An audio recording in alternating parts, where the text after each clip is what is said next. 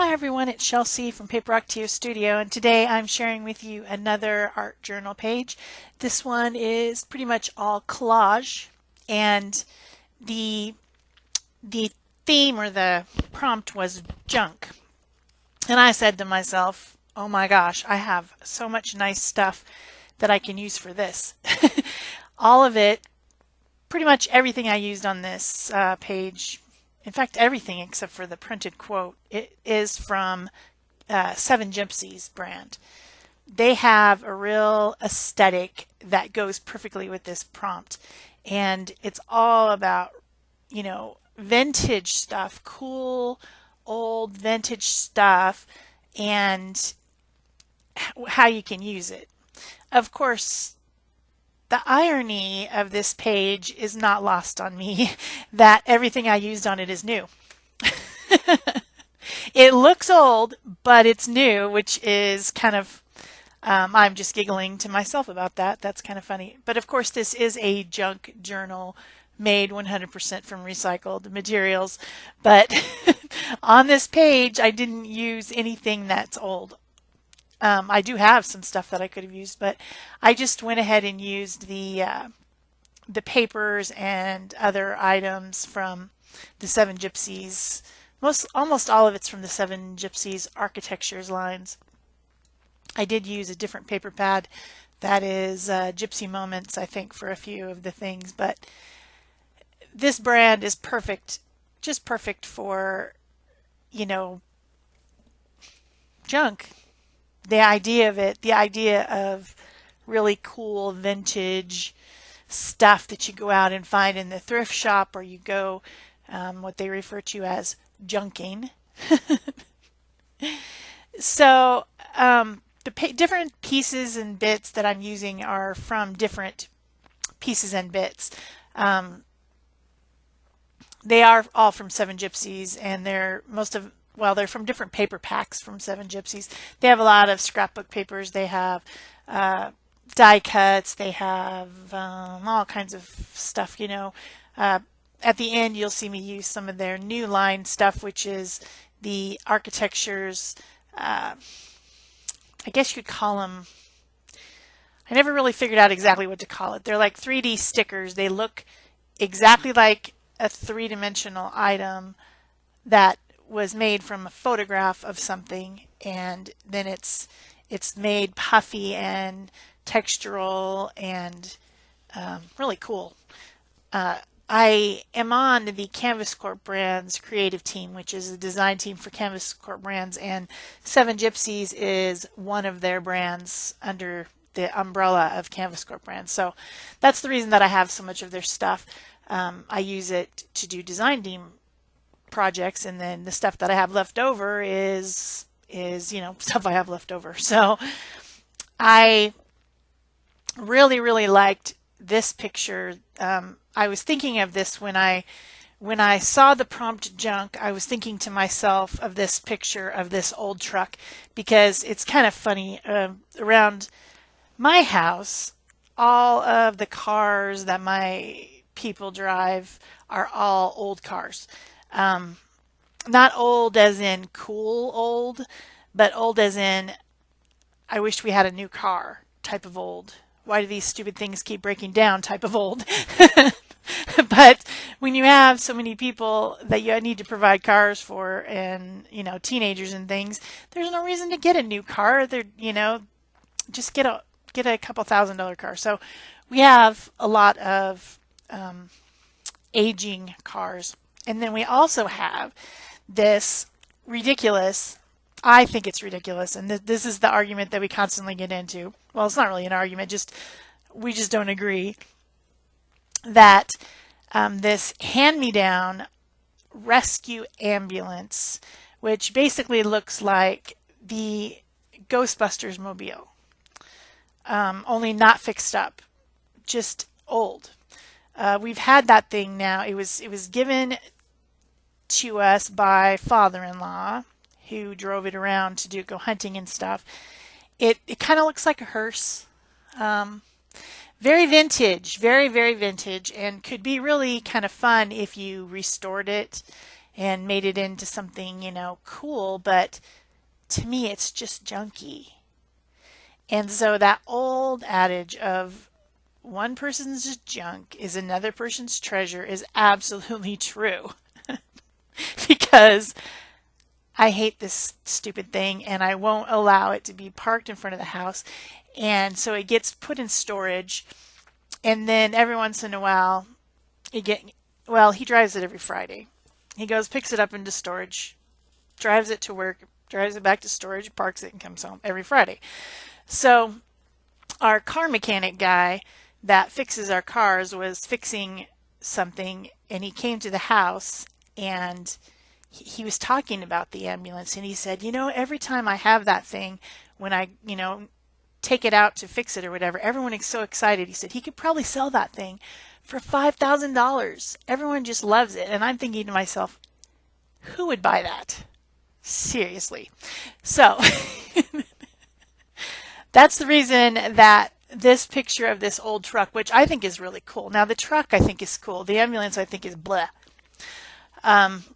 That's why it came to my mind for this page. I knew it was somewhere in the paper pack that I had seen it and used part of the paper, and I knew it was there somewhere. I had to find it because that is just like the complete visual image of what I was thinking in my head about the prompt, which is that one person's junk is another person's treasure, because that truck is old. It probably doesn't run or whatever, but it's so cool, and if you restored it, it would be awesome. And that's the first one that I was thinking about when I wanted to put it on this page. So like I said, this page is 100% collage. I'm creating the entire layout or composition by using different pieces of paper and putting them together. This is an art form. It is not as easy as it seems. You don't just throw a bunch of stuff on a page and say, okay, I did it. It has to be balanced. It has to tell a story.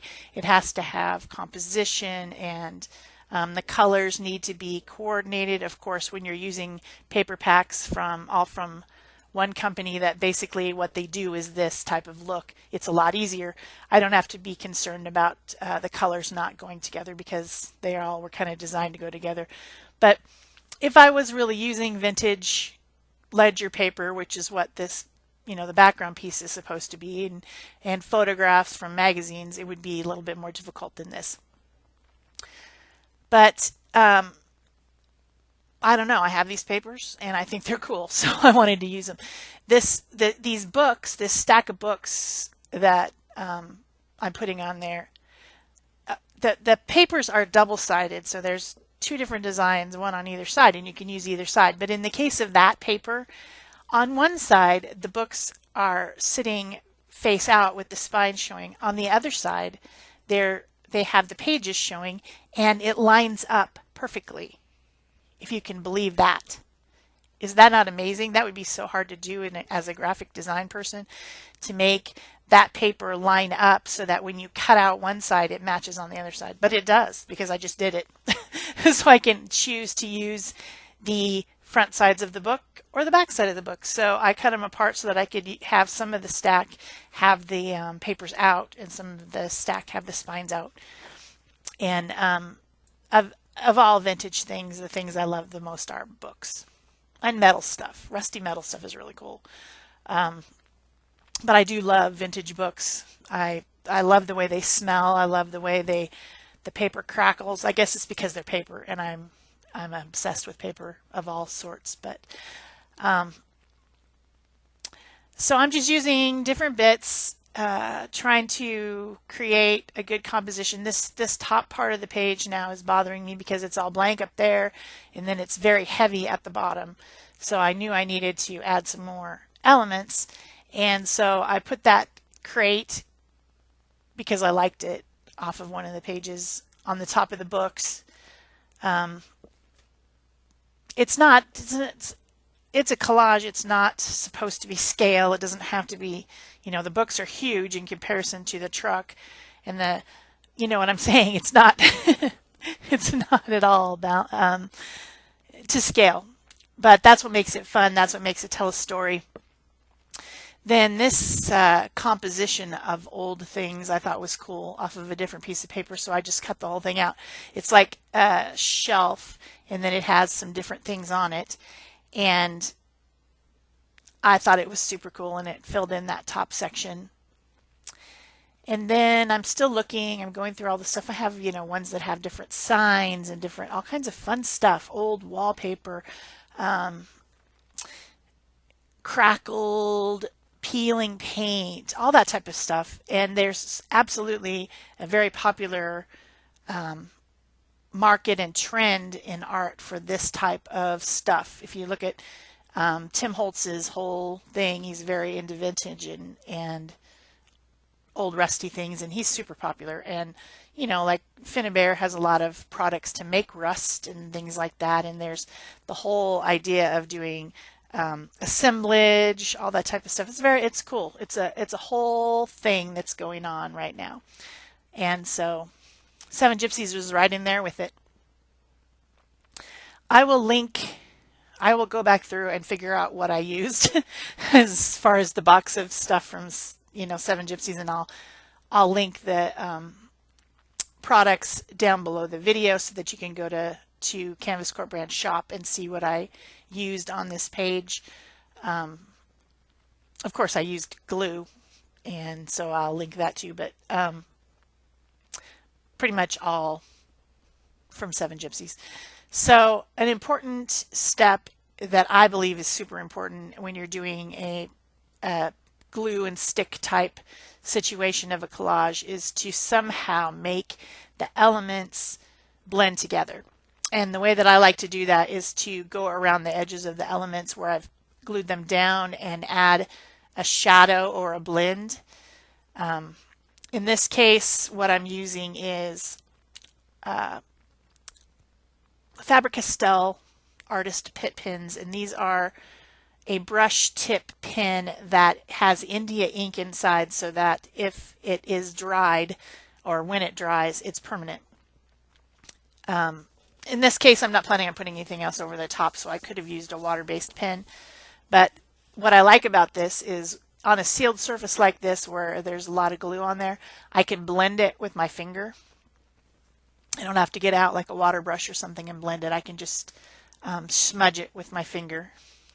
So I think it really, really makes the page look different. And sometimes I go really crazy on it, and I'll do like a darker color and then a lighter color, and I'll, blend and blend and blend. But this one, I first started out with the brown, and I thought it was too warm colored, and so I switched to this kind of a taupe gray pen, brownish grayish, cooler color, which I think looked better with the composition. So that one little section in the middle is done with the brown, and then I switched to a different color. I think that makes a huge difference. I could have went around the truck and went around the windows, and not only do you go around the edges of the things you stuck on, but then you also go through the image in between the books. I put a shadow, things like that, so that it all blends together and makes it look like a cohesive unit. You can do it with watercolor paint. You can do it with acrylic paint watered down. And, there's a lot of things you can do. So then these are the architecture sticker thingies I was talking about from before. They basically took a picture of something really cool and vintage and old, and then they made it into a puffy three-dimensional piece, and they look real. I mean, they look real, like I really put on those vintage buttons, or I somehow managed to shrink an iron gate and put it on there because of magic, right? That's why. And this is like an old stack of crates that I put on. And these things all feel really cool when you put your fingers over it. It's bumpy, They're fun, and I have a good time with them when I use them. Obviously, I somewhat hoard them because I have several that I haven't used. It's because I hoard them, that's why.